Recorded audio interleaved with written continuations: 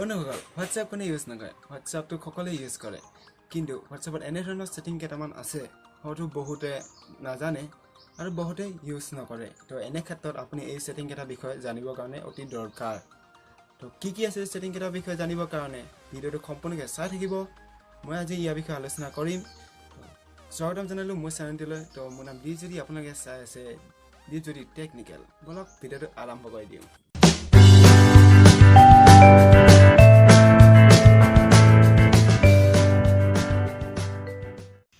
বন্ধুসকল প্ৰথমতে আছে ষ্টেটাছ প্ৰাইভেট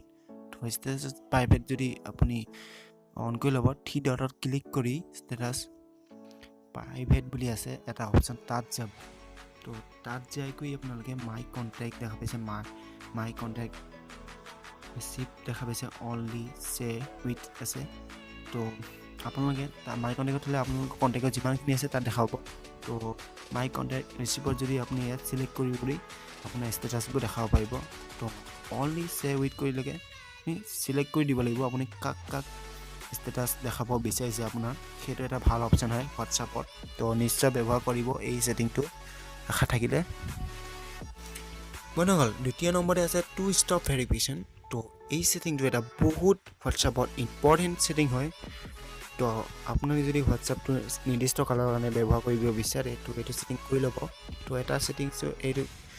ছেটিংছটো মই দেখাই দিব নোৱাৰিম মই কেঞ্চেল কৰিব নোৱাৰিম এতিয়া তো আপোনালোকে চেঞ্জ কৰিবলৈ দেখাই দিছোঁ পাছপৰ্ট এনেকৈ মাৰিব লাগে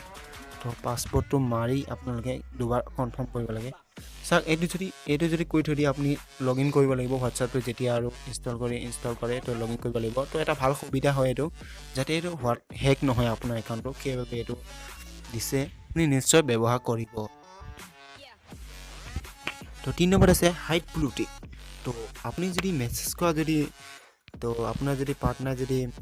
চাব আপোনাৰ যদি পাৰ্টনাৰক আপুনি গম পাব নিদিয়াকৈ যদি মেছেজ পঢ়িব বিচাৰে ব্লু টিক কেইটা অফ কৰি ল'ব পাৰে তো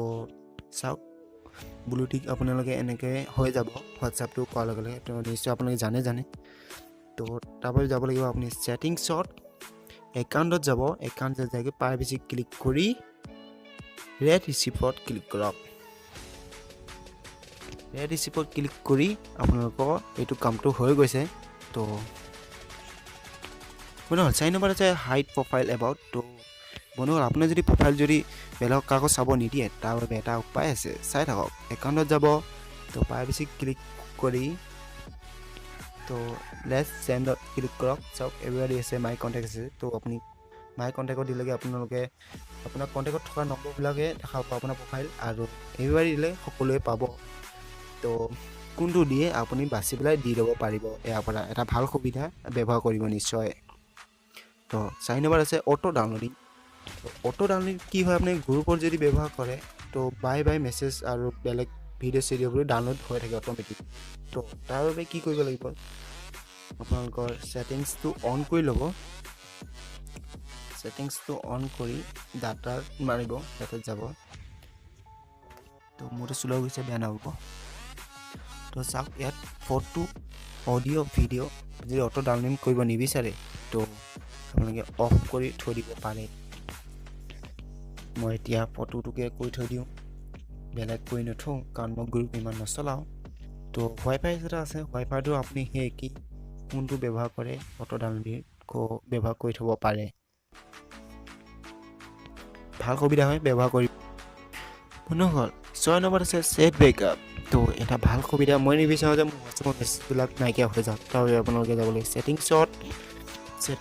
ছেটত ক্লিক কৰিব ছেট বেকআপ কৰি দিব তো ছেট বেকআপটো কি হ'ব আপুনি যেতিয়াই এইটো কৰি থ'ব তেতিয়া লগ ইন কৰিলে আপোনাৰ অট'মেটিক মেছেজবিলাক আহি থাকিব নিশ্চয় ব্যৱহাৰ কৰিব তো বন্ধুসকল ভিডিঅ' চাই কেনে পালে যদি ভিডিঅ'টোৰ পৰা আপোনাৰ অকণমান সহায় হ'লে তো ভিডিঅ'টো লাইক কৰি দিব শ্বেয়াৰ কৰি দিব লগতে চেনেলটো ছাবস্ক্ৰাইব কৰিব নাপাহৰিব লগতে ঘণ্টা বিলটো প্ৰেছ কৰি দিব যাতে মই দিয়া ভিডিঅ'সমূহ নটিফিকেশ্যন অতি সোনকালে পায় তো আজিলৈ মই ইমানতে সামৰণি মাৰিছোঁ তো পুনৰ লগ পাম এটা নতুন ভিডিঅ'ৰ সৈতে